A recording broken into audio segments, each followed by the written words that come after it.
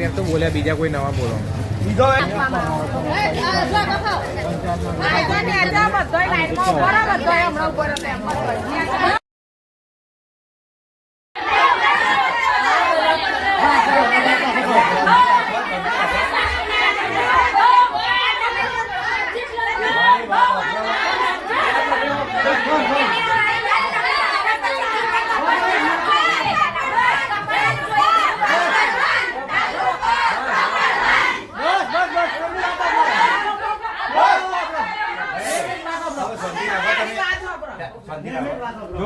તમે અહીંયા ગમે તો હલ્લા બોલ કરશો તો એ મારી સત્તા નથી, બરાબર? તમારી જે વાત હોય હું સરકારમાં રજૂઆત પહોંચાડી.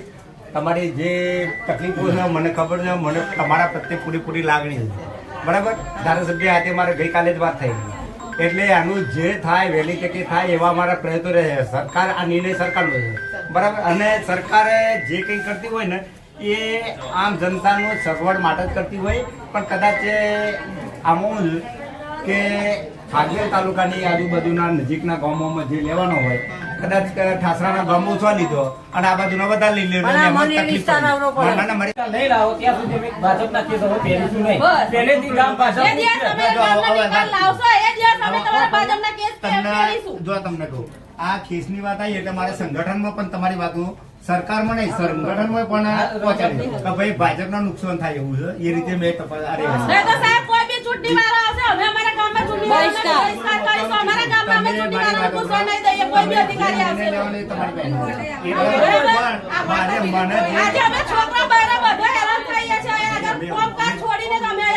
અમે જોઈએ જ દરરોજ હું વિડીયો જોઉં છું તમારા.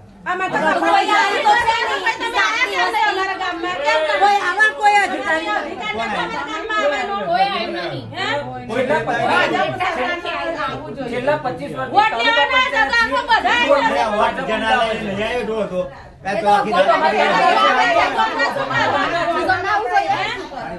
રોજ રાતે એમના ઘેર માણસ જતું રહે છે, બરોબર? તો એ માણસ શું જવાબ આપે? અમારી જે જવાબદારી ઉપરના અધિકારીને જવાબ આપવો પડે.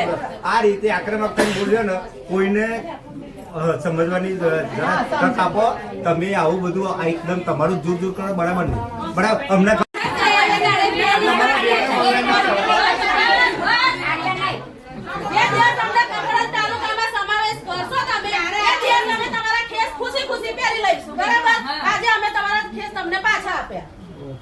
રજૂઆત તમારી પહોંચાડીશ. આશ્વાસનો ના હાલતા આજે કેટલી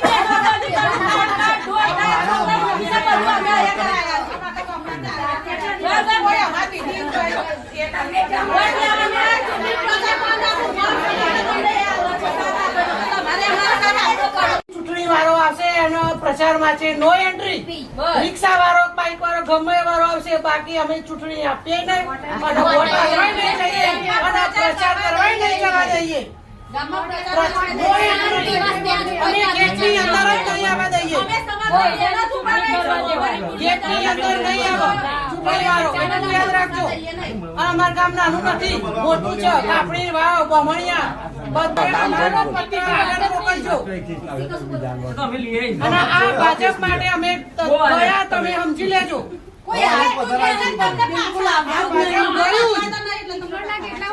ભાજપ ગયું.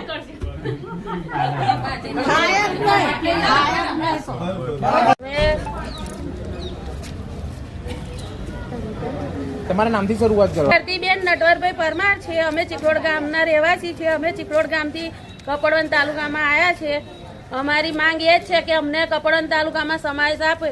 અમે વધે આખા ગામની સમગ્ર બહેનો અમે કપડવંત તાલુકામાં અમે એ જ કહેવા આવ્યા છે કે અમને તાલુકામાં કપડવંતમાં જ રાખવામાં આવે. અમારે બીજા તાલુકામાં જોડાવું નથી.